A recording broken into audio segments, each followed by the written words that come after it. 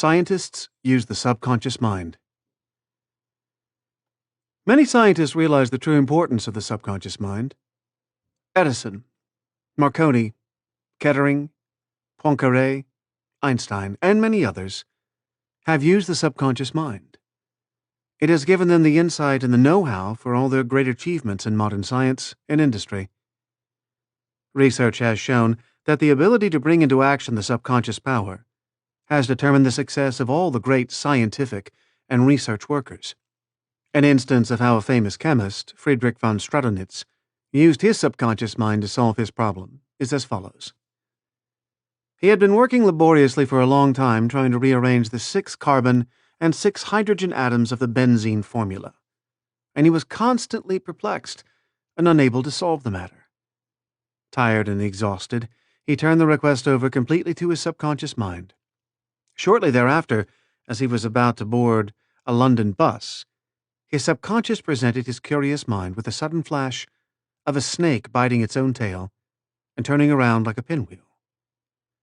This answer from his subconscious mind gave him the long-sought answer of the circular rearrangement of the atoms that is known as the benzene ring.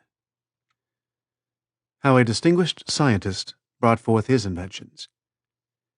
Nikola Tesla was a brilliant electrical scientist who brought forth the most amazing innovations. When an idea for a new invention came into his mind, he would build it up in his imagination, knowing that his subconscious mind would reconstruct and reveal to his conscious mind all the parts needed for its manufacture in concrete form.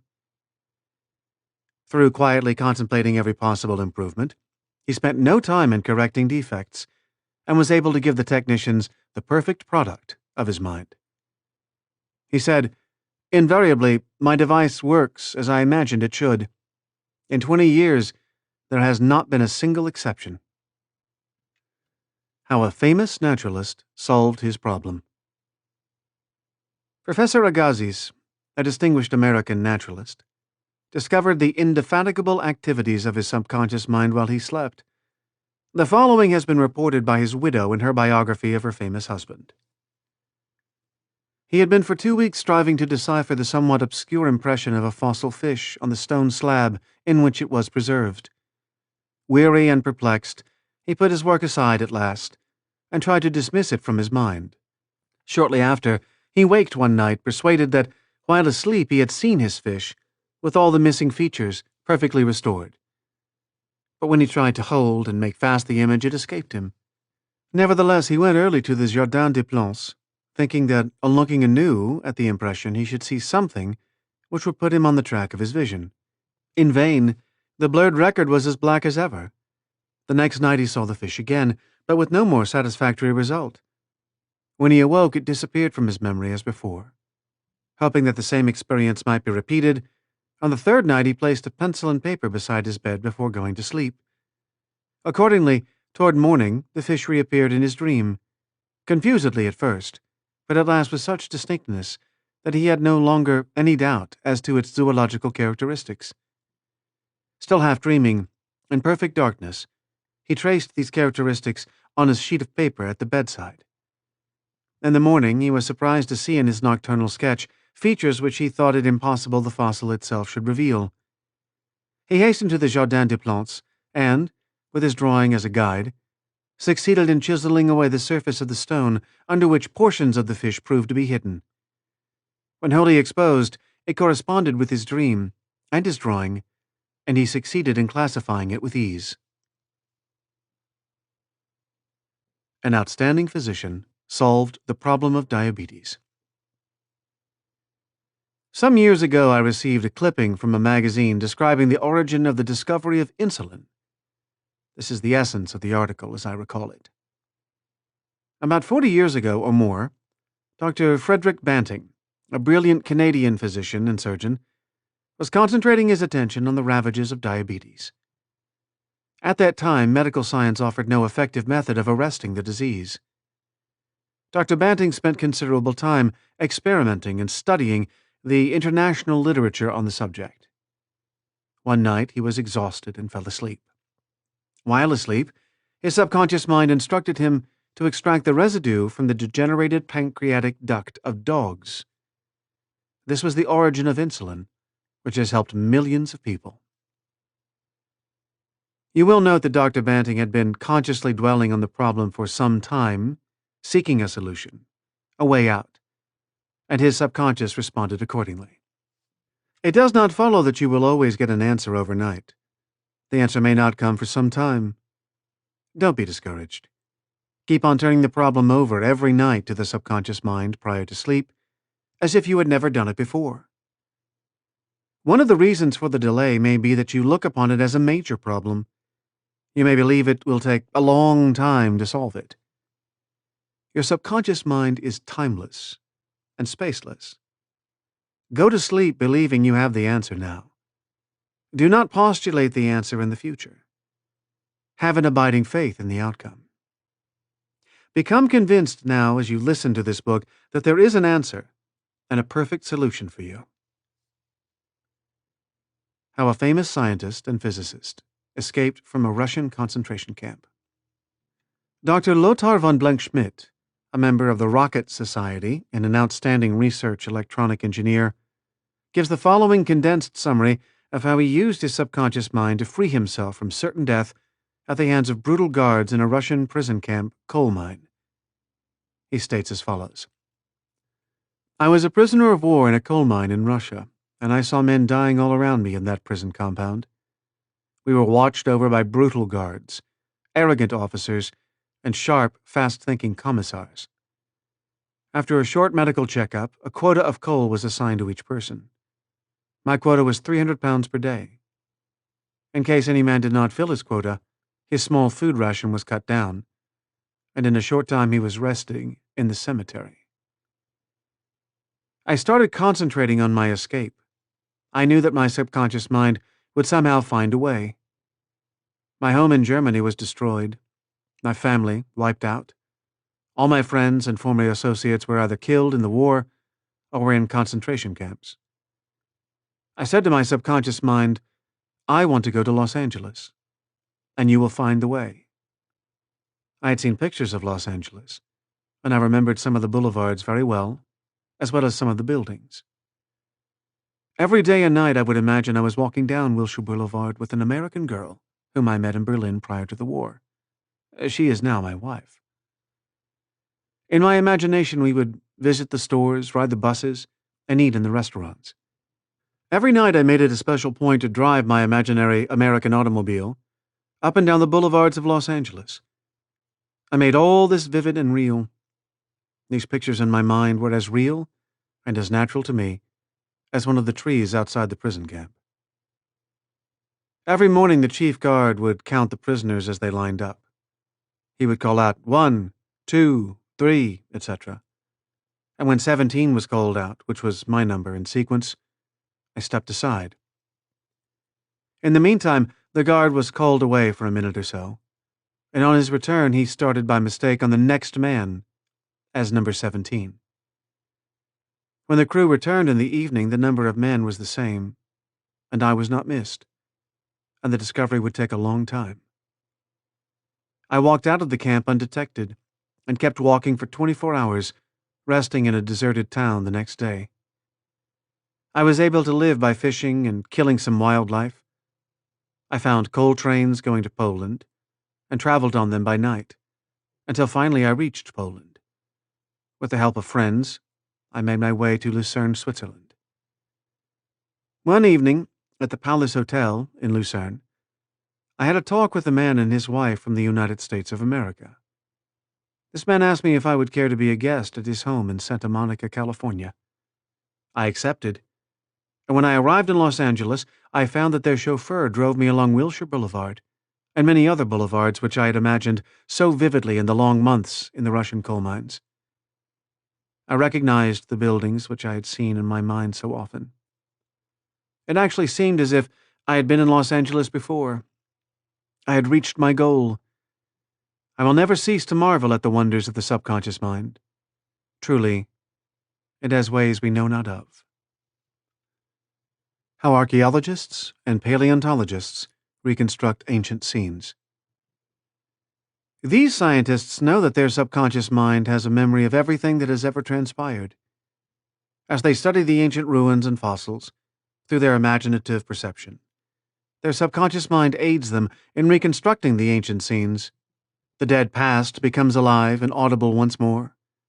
Looking at these ancient temples and studying the pottery, statuary, tools, and household utensils of these ancient times, the scientist tells us of an age when there was no language. Communication was done by grunts, groans, and signs. The keen concentration and disciplined imagination of the scientist awakens the latent powers of his subconscious mind, enabling him to clothe the ancient temples with roofs and surround them with gardens, pools, and fountains. The fossil remains are clothed with eyes, sinews, and muscles, and they again walk and talk. The past becomes the living present, and we find that in mind there is no time or space. Through disciplined, controlled, and directed imagination, you can be a companion of the most scientific and inspired thinkers of all time. How to receive guidance from your subconscious. When you have what you term a difficult decision to make, or when you fail to see the solution to your problem, begin at once to think constructively about it. If you are fearful and worried, you are not really thinking. True thinking is free from fear. Here is a simple technique you can use to receive guidance on any subject. Quiet the mind and still the body. Tell the body to relax. It has to obey you. It has no volition, initiative, or self-conscious intelligence. Your body is an emotional disk which records your beliefs and impressions. Mobilize your attention. Focus your thought on the solution to your problem. Try to solve it with your conscious mind. Think about how happy you would be about the perfect solution. Sense the feeling you would have if the perfect answer were yours now. Let your mind play with this mood in a relaxed way. Then, drop off to sleep. When you awaken, and you do not have the answer, get busy about something else. Probably when you are preoccupied with something else, the answer will come into your mind like toast pops out of a toaster. In receiving guidance from the subconscious mind, the simple way is the best. Here is an illustration. I once lost a valuable ring, which was an heirloom. I looked everywhere for it and could not locate it. At night, I talked to the subconscious in the same manner that I would talk to anyone. I said to it prior to dropping off to sleep, "You know all things. You know where that ring is, and you now reveal to me where it is." In the morning, I awoke suddenly with the words ringing in my ear, "Ask Robert."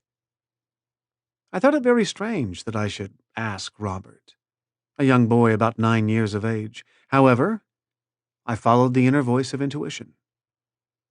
Robert said, "Oh yes, I picked it up in the yard while I was playing with the boys. I placed it on the desk in my room. I did not think it worth anything, so I did not say anything about it." The subconscious mind will always answer you, if you trust it. His subconscious revealed the location of his father's will. A young man who attends my lectures had this experience. His father died and apparently left no will. However, this man's sister told him that their father had confided to her that a will had been executed, which was fair to all. Every attempt to locate the will failed. Prior to sleep, he talked to his deeper mind as follows. I now turn this request over to the subconscious mind. It knows just where that will is and reveals it to me. Then he condensed his request down to one word. Answer, repeating it over and over again as a lullaby. He lulled himself to sleep with the word, answer. The next morning, this young man had an overpowering hunch to go to a certain bank in Los Angeles where he found a safe deposit vault registered in the name of his father, the contents of which solved all his problems. Your thought, as you go to sleep, arouses the powerful latency which is within you. For example, Let us suppose you are wondering whether to sell your home, buy a certain stock, sever partnership, move to New York, or stay in Los Angeles. Dissolve the present contract or take a new one. Do this. Sit quietly in your armchair or at the desk in your office. Remember that there is a universal law of action and reaction. The action is your thought. The reaction is the response from your subconscious mind. The subconscious mind is reactive and reflexive. This is its nature. It rebounds, rewards, and repays. It is the law of correspondence. It responds by corresponding. As you contemplate right action, you will automatically experience a reaction or response in yourself, which represents the guidance or answer of your subconscious mind. In seeking guidance, you simply think quietly about right action, which means that you are using the infinite intelligence resident in the subconscious mind to the point where it begins to use you. From there on, your course of action is directed and controlled by the subjective wisdom within you, which is all-wise and omnipotent. Your decision will be right. There will only be right action because you are under a subjective compulsion to do the right thing. I use the word compulsion because the law of the subconscious is compulsion. The secret of guidance. The secret of guidance or right action is to mentally devote yourself to the right answer until you find its response in you. The response is a feeling, an inner awareness, an overpowering hunch whereby you know that you know. You have used the power to the point where it begins to use you. You cannot possibly fail or make one false step while operating under the subjective wisdom within you. You will find that your ways are pleasantness and all your paths are peace. Highlights to recall. 1. Remember that the subconscious mind has determined the success and wonderful achievements of all great scientific wonders. 2. By giving your conscious attention and devotion to the solution of a perplexing problem, your subconscious mind gathers all the necessary information and presents it full-blown to the conscious mind. 3. If you are wondering about the answer to a problem, try to solve it objectively. Get all the information you can from research and also from others. If no answer comes, turn it over to your subconscious mind prior to sleep, and the answer always comes. It never fails. 4. You do not always get the answer overnight. Keep on turning your request over to your subconscious until the day breaks and the shadows flee away. 5. You delay the answer by thinking it will take a long time or that it is a major problem. Your subconscious has no problem. It knows only the answer. 6. Believe that you have the answer now. Feel the joy of the answer and the way you would feel if you had the perfect answer. Your subconscious will respond to your feeling. 7. Any mental picture, backed by faith and perseverance, will come to pass through the miracle-working power of your subconscious. Trust it. Believe in its power, and wonders will happen as you pray. 8. Your subconscious is the storehouse of memory, and within your subconscious are recorded all your experiences since childhood. 9. Scientists, meditating on ancient scrolls, temples, fossils, etc., are able to reconstruct scenes of the past and make them alive today. Their subconscious mind comes to their aid. 10. Turn over your request for a solution to your subconscious prior to sleep. Trust it and believe in it, and the answer will come. It knows all and sees all, but you must not doubt or question its powers. 11. The action is your thought, and the reaction is the response of your subconscious mind. If your thoughts are wise, your actions and decisions will be wise. And finally, 12. Guidance comes as a feeling, an inner awareness, an overpowering hunch, whereby you know that you know. It is an inner sense of touch. Follow it.